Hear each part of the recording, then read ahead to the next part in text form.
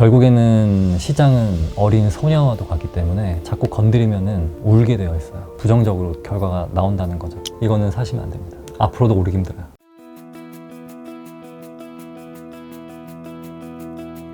만약에 규제책이 더 세게 나오면 약간 반작용처럼 시세는 더 올라가게 되어 있어요. 특히 중심지는 더 올라가게 되어 있습니다. 규제가 나오면 나올수록 더 올라가게 되어 있어요. 이거는 우리가 2020년, 2021년도에도 정확히 경험을 했었거든요. 그러다가 너무 올랐다 싶을 때 어떤 트리거 하나만 탁 터지면은 바로 하락장이 옵니다. 그래서 되게 주의하셔야 돼요. 이렇게 막 규제책이 쏟아져 나오게 되면은 사람들이 불안해지면서 더 매수세가 붙으면서 시세가 쭉쭉쭉 더 올라가게 되었을 때 우리나라 경제에 좀 문제가 생긴다든지 뭐 아니면 국제 정세에 문제가 생긴다든지 이런 트리거나 생기면은 하락장이 딱 오게 되어 있죠. 규제책이 쏟아졌는데 사람들이 더 이상은 못 달려들겠다 해서 그냥 유지가 되면은 여기서 또 하락이 오긴 또 쉽지 않습니다. 높은 상승이 있어야만이 높은 하락이 있거든요. 지금은 어느 정도 상승을 이미 해온 터라 여기서 폭발적인 상승은 기대하기는 좀 어렵지 않을까 그렇게 보고 있어요. 그냥 완만한 상승 정도로 보고 있습니다. 집값을 안정화시키기 위해서는 규제가 아니라 뭐가 필요한 걸까요? 아까 말씀드렸다시피 규제를 없애서 양도세 때문에 꽉 잡고 있던 사람들이 매물을 확 풀어놓게 되어야 시장에 공급이 되게 되는 겁니다. 네, 그러면 오히려 시세가 내려갈 거예요.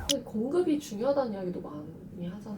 공급 너무 중요한데 공급은 이제 불가능하기 때문에 착공을 해야 될 매물이 없어요. 착공을 하려면은 뭔가 누군가 이주를 하고 그거를 부시고 해야 되는데 그럴 만한 곳들이 지금은 없습니다. 그게 문제인 거죠. 재개발 재건축은 계속 어떤 규제 때문에 난항을 겪고 있고 그리고 공사비가 너무 올라서 분담금이 늘어나서 사업은 진행이 잘 안 되고 있고 투기과열직으로 묶이면서 또 토어제로 묶이면서 분양가 상한제가 걸리기 때문에 분양가를 높게 못 받게 되면 이 조합원들의 분담금이 훅 올라가거든요. 그렇게 되면 또 공급이 안 돼요. 그래서 지금은 토어제, 투기과열지구 이렇게 묶어버린 게 사실은 공급을 완전히 더 틀어막았다고 보시면 됩니다. 3기 신도시가요. 집값 안정에 좀 도움이 되지 않을까요? 전혀 안 되죠. 왜냐하면 3기 신도시 같은 경우는 과천 이쪽을 제외하고는 나머지는 교통 불모지예요. 왕숙이나 교산이나 이런 곳들은 교통이 지금 현재 없는 곳이고 사람들이 그렇게 선호하는 곳은 아닙니다. 그래서 여기가 아파트가 들어선다고 해서 뭐 공급이 그렇게 많아졌다 이렇게 얘기하기는 쉽지 않죠. 공급이란 건 그럼 앞으로 그냥 없다 치고 가야 되는 거예요? 당분간은 없다 치고 가야죠. 이미 확정된 곳들이 있거든요. 뭐 노량진이라든지 뭐 이런 곳들은 공급이 있겠죠. 근데 그런 곳들은 워낙 비싼 곳이고 그렇지 않은 곳들 이런 곳들은 지금 택지가 비어있는 곳들이 없고 뭐 1기 신도시 재건축 여기도 그 지자체에서 임대 주택 요구라든지 공공 택지 기부 이런 것들이 너무 많다 보니까 재건축도 쉽지가 않기 때문에 공급은 앞으로는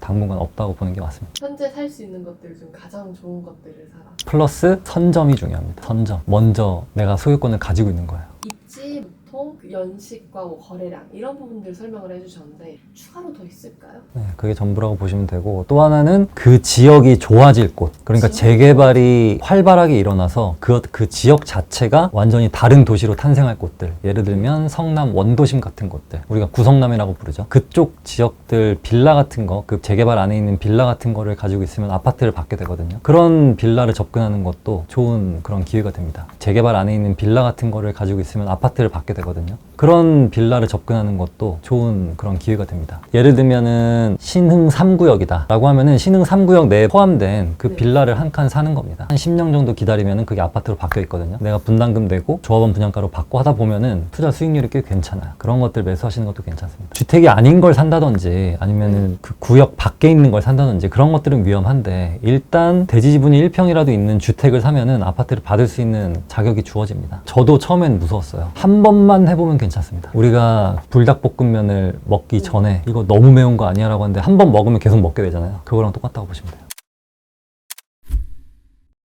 내가 월세 살면서 뭐 다른 데 투자를 하든 아니면 내가 실거주를 하든 저는 그건 똑같은 부동산 투자라고 보고 있거든요. 근데 지금은 토어제로 묶였기 때문에 따로 살면서 갭 투자가 불가능하지만 사실은 거주 목적도 중요하고 투자 가치도 매우 중요하게 보고 있습니다. 그래서 이거는 내가 내 집 마련하는 순간 그거는 부동산 투자를 했다라고 보시는 게 맞아요. 내 집 마련은 옳다고 했는데 내 집값은 계속 떨어지고 다른 집값 계속 올라. 그러면은 박탈감을 느끼겠죠. 그렇기 때문에 이 내 집 마련이라는 것은 나의 실거주 만족도와 투자를 같이 겸한다고 보시면 됩니다. 지역을 비교할 때는 일단 그 지역 내에서도 핵심 지역인지, 광교만 봐도 광교역이 있고 광교중앙역이 있고 뭐 상현역이 있고 그렇거든요. 그래서 그 광교중앙역이 메인인데, 광교중앙역 메인은 분당의 외곽 지역보다는 훨씬 시세가 더 비쌉니다. 그래서 아파트들끼리 비교하는 게 제일 정확해요. 지역을 비교하는 건 별로 의미가 없습니다. 분당에서 안 좋은 곳들은 광교 메인 입지보다는 입지가 안 좋아요. 네, 분당도 워낙 크잖아요. 그래서 분당에서도 핵심 지역들은 광교 핵심 지역보다는 당연히 더 좋지만, 이 분당의 외곽 지역들은 광교보다는 훨씬 떨어집니다. 무슨 구로 비교하는 건 별로 의미 없다고 생각해요. 아파트 개별 단지별로 비교하는 게 더 중요합니다. 서초구의 나홀로 아파트 한 70세대밖에 안 되는 것도 있고, 그런데 저기 광교의 정말 대장 아파트 이렇게 하면 광교 대장 아파트가 훨씬 비싸요. 그런 거는 별로 의미 없고 아파트 단지별로 보는 게 더 중요하죠. 만약에 내가 소유하고 있는 아파트 바로 옆에 재개발이 활발하게 일어난다, 그러면 당연히 도움이 되죠. 근데 좀 떨어져 있다, 그럼 별로 도움이 안 됩니다. 다산 신도시 대 거여마천. 그것도 차이가 많이 나죠. 거여마천에서도 신축 아파트들은 굉장히 비싸고, 근데 그렇지 않은 소형 아파트들은 되게 저렴해요. 오히려 다산보다 저렴합니다. 다산에 막 10억 넘는 곳들 되게 많거든요. 네, 그래서 이거는 지역별로는 비교할 수가 없죠. 거여마천이 아무리 송파구라 할지라도 정말 상품성 아쉽고 세대수 적고 이런 소형 아파트보다는 다산역 주변에 있는 괜찮은 신축 단지가 훨씬 더 낫죠. 지금 이 시기에 이런 아파트는 안 사는 게 낫다. 위험하다. 토어제 포함되지 않은 곳들. 가장 명확한 거는 2023년 초 대비 전혀 오르지 않은 것들. 이거는 사시면 안 됩니다. 앞으로도 오르기 힘들어요. 올라도 끔찍끔 오를 겁니다. 이미 갈 곳들은 다 갔고, 거기가 아직 안 갔다는 것은 거기가 막 오르기 시작하잖아요. 그러면은 하락장이 시작입니다. 거품이 꼈다는 뜻이에요. 거기까지 갔다는 뜻은. 이 경기도 외곽 지역까지 다 올랐거든요. 네. 그리고 나서 하락장이 바로 왔죠. 오히려 남들이 안 좋아하는 곳들까지 오르기 시작하면 그때는 거품이 낀 시장이다 라고 보시면 됩니다. 지방에서 내 집 마련 좀 고민 중인 분들 같은 기준으로 보면 되나요? 광역시도 있지만 뭐 예를 들면 일자리가 많은 천안, 청주 이런 곳들도 있거든요. 네, 그런 곳들도 같이 볼 필요가 있죠. 일단 지방을 볼 때는 신축 위주로 보는 게 맞습니다. 구축은 보시면 안 돼요. 인구가 빠르게 유출되고 있기 때문에 신축만으로 충분히 다 커버가 가능해서 지방을 볼 때는 신축만 보셔야 하겠습니다. 젊은 세대들이 무엇보다 다 빠져나가고 있어요. 어디 한번 부산 같은 데만 가도 젊은 사람들이 별로 없어요. 그냥 관광객들이 놀러 갈 뿐이지. 지금 그래서 서울에서 보면은 경상도 사투리, 충청도 사투리, 전라도 사투리 진짜 많이 들립니다. 외국인들까지 해서. 그렇게 국제 도시가 되어가고 있기 때문에 지방은 아무래도 조금 힘을 쓰기가 어렵죠. 수영장에 뛰어들기 전에 수영을 좀 연습을 하잖아요. 네. 그 과정이라고 보시면 됩니다. 초보에게 가장 추천하는 거는 뭐예요? 아파트입니다. 아파트가 제일 쉬워요. 이게 시세가 빠르게 움직이지도 않고 또 정보도 워낙 오픈되어 있고, 이 주식 같은 경우는 숨겨진 정보가 생각보다 많거든요. 네. 그리고 뭐 하나 리스크, 오너 리스크라든지 어떤 리스크 때문에 막 급락했다, 급등했다 이런 게 되게 많은데, 이 아파트 같은 경우는 각각 소유주가 다 다르고, 그리고 워낙 거대하게 움직이는 거다 보니까 리스크가 확실히 적죠. 어렵다고 생각하는 저 같은 사람들한테 해주실 말씀도 있지 않을까? 내가 얼마짜리 할 수 있는지 계산해 보셨어요? 그걸 계산해봐야죠. 내가 현금이 얼마 있고 대출을 얼마 받아서 예를 들면 한 5억짜리 사겠다. 5억짜리 아파트가 몰려있는 곳은 어디지? 라고 해서 거기를 한번 찾아보고 지역을 가보고 그 다음에 선택하면 되죠. 작가님 얘기 듣다 보면 참 쉽게 느껴지는데 막상 제가 찾으려고 하면 너무 어렵게 느껴져요. 찾는 연습을 반복해야 돼요. 그 지역을 계속 가보면서 익숙해지고, 네. 또 이 지역에 대한 지도를 자주 보면서 또 이 지도에 익숙해지고, 이런 활동들이 필요합니다. 작가님이 요즘 공부하고 계시거나 유망하다고 보는 그런 투자 방식도 있으신가요? 전 토지가 좀 좋다고 보고 있어요. 왜냐면 토지가 얼마 안 남았어요. 경기도에 있는 농지가 얼마 안 남았어요. 그 중에서도 뭔가 개발을 할 수 있을 만한 그런 입지의 농지가 얼마 안 남았기 때문에 거기는 계속 희소성을 띨 거라고 봅니다.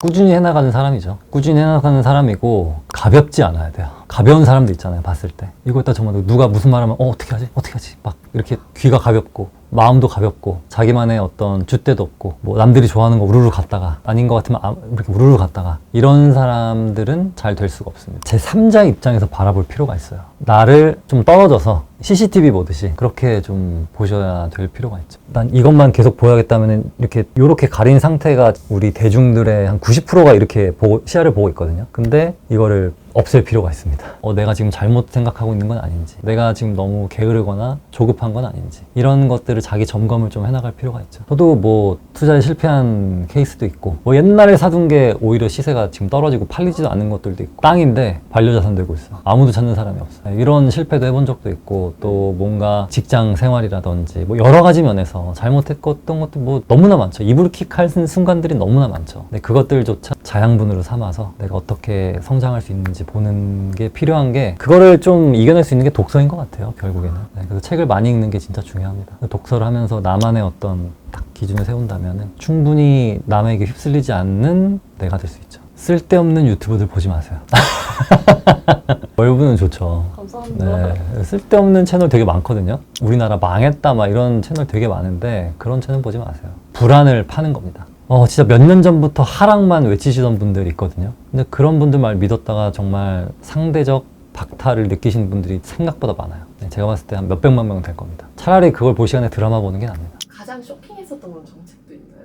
15억 이상 대출 금지. 이 전전 정권 때. 지금은 적게는 해주잖아요. 그래서 그거 나왔을 때가 좀 이거는 진짜 특이하다. 정말 재밌다. 그렇게 생각을 했죠. 그 모든 걸 겪고 나서 이번 대책을 보니 이런 감정이 든다. 입장권이 생긴 듯한 느낌? 서울 입장권? 그리고 경기도 핵심 지역들의 입장권이 생긴 느낌. 왜냐면 지방 사람들은 이거를 소유하기가 어려워졌어. 지방과의 격차는 계속 벌어지고 있는데 지방 사람들이 이 집 하나 가지고 있으면서 난 서울에 그냥 전세 끼고 하나 사둘래. 이거를 원천 차단했기 때문에 실거주를 하지 않으면 소유를 할 수 없게 된 거거든요. 그래서 그게 지방 분들로서는 좀 타격이 있을 수밖에 없죠. 상승은 뭐 원래 해왔고 규제책이 더 세게 나오면은 더 양극화는 심해지는 거라서 규제가 좀 더 심하게 나오지 않기를 바라고 있죠. 사회 초년생들 또 박탈감을 느낄 수도 있거든요. 여러 가지들 좀 고려해봤을 때 특정 지역만 너무 빠르게 오르는 거는 좋은 현상이라고 보진 않아요. 어떤 원인은 잘못된 규제책이 있다라고 보고 있습니다. 누군가한테는 이게 규제책이 기회가 될 수도 있겠지만 결국에는 시장은 어린 소녀와도 같기 때문에 자꾸 건드리면은 울게 되어 있어요. 부정적으로 결과가 나온다는 거죠.